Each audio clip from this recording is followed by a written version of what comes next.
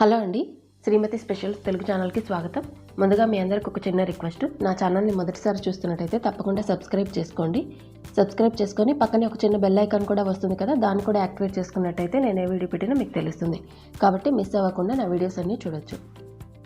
ఈ వీడియోలో సింపుల్గా చికెన్ కర్రీ ఎలా చేసుకోవాలి అనేది నేను మీతో షేర్ చేస్తున్నానండి.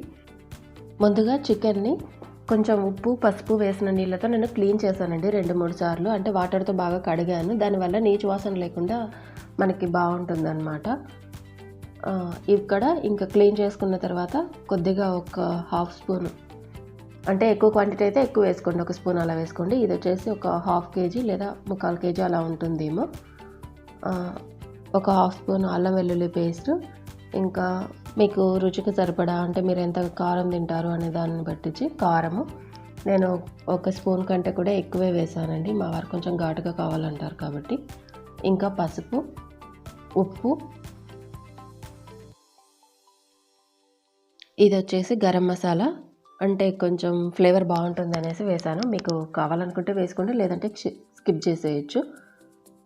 ఇది వచ్చేసి ఒక 2 స్పూన్లు పెరుగు వేస్తున్నాను నేను. ఇవన్నీ వేసి బాగా కలుపుకోవాలి. అంటే ఆ ఉప్పు కారము అన్నీ కూడా మనకి చికెన్కి పట్టేటట్టుగా కలిపి పెట్టేసుకోవాలన్నమాట. ఇంకా కొద్దిగా ఒక పావు స్పూను మిరియాల పొడి వేసుకున్నా కూడా బాగానే ఉంటుంది. నేను తర్వాత వేసాను, ఇక్కడ చూపించలేదు కానీ కలిపేటప్పుడే వేసేసాను అనమాట. అది కొంచెం బాగా అనిపిస్తుంది ఘాటుగా తినే వాళ్ళకి. అలా కలిపి ఒక హాఫ్ అన్ అవర్ అలాగే ఉంచేసుకోవాలి. ఇంకా ఇక్కడ పెన్నం పెట్టి ఒక 2 స్పూన్లు 2 గరిటెలు ఆయిల్ వేసుకున్నాను నేను. ఇంకా ఒక 2 పచ్చిమిరపకాయలు, ఒక ఉల్లిగడ్డ కట్ చేసి ఇలా వేయించుకుంటున్నాను ముందు.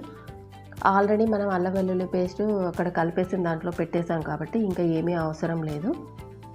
ఇక్కడ కలిపి ఉంచిన చికెన్ ఒక హాఫ్ అన్ అవర్ దాకా ఉంచానండి నేను.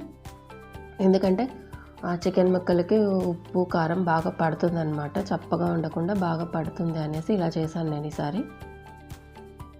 ఇంకా ఇందులో మనం వాటర్ ఏమీ వేయాల్సిన అవసరం లేదు. కాసేపు అలా హైలో పెట్టేసామంటే ఇంకా చూసారా చికెన్లో ఉన్న వాటర్ అంతా ఎలా బయటకు వచ్చేసిందో. మనం ఉప్పు వేసి కలిపి ఉంచడం వల్ల ఇలా చికెన్లో ఉన్న వాటర్ అంతా కూడా బయటకు వచ్చేస్తుందండి. ఆ వాటర్తోనే చికెన్ అంతా ఉడికిపోతుంది. మనకి ఇంకా ఎంతవరకు గ్రేవీ కావాలి అనే దాన్ని బట్టించి ఇంకా చికెన్ ఉడికిందా లేదా అన్నంత వరకు కూడా ఉంచుకొని స్టవ్ ఆఫ్ చేసుకోవాలన్నమాట. దానికంటే ముందు మనం ఇంకా ఇలా కలుపుకుంటూ ఉండాలి. ఆల్రెడీ మనం అన్ని మసాలాలు వేసేసాము, ఒక ధనియాల పొడి ఒక్కటి వేయలేదు. ఇంకా ఇది చివరిగా వేసింది వచ్చేసి చికెన్ కబాబ్ మసాలా అంటారు కదా, అది కొంచెం ఫ్లేవరు ప్లస్ కలర్ కూడా యాడ్ అవుతుంది అనేసి వేసాను నేను. అంతేనండి, ఇంకా కంప్లీట్గా ఉడికిపోయిన తర్వాత ఈ 2 మసాలాలు కూడా వేసి కలిపేసుకుని ఒక 2 మినిట్స్ ఉడికించేసి దించేసుకోవడమే అనమాట.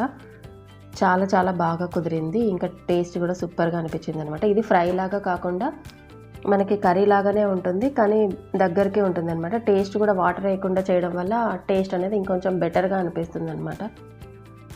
చూసారు కదా, చాలా బాగుంది. సింపుల్గా ఇలా చేసేసుకోవచ్చు అనమాట. ఇంకా మీ దగ్గర కొత్తిమీర ఉంటే అది కూడా వేసారంటే ఇంకా బాగుంటుంది. ఈ వీడియో మీకు నచ్చినట్టయితే లైక్ చేయండి, షేర్ చేయండి. ఇలాంటి మరిన్ని వీడియోస్ కోసం శ్రీమతి స్పెషల్స్ని సబ్స్క్రైబ్ చేసుకోండి.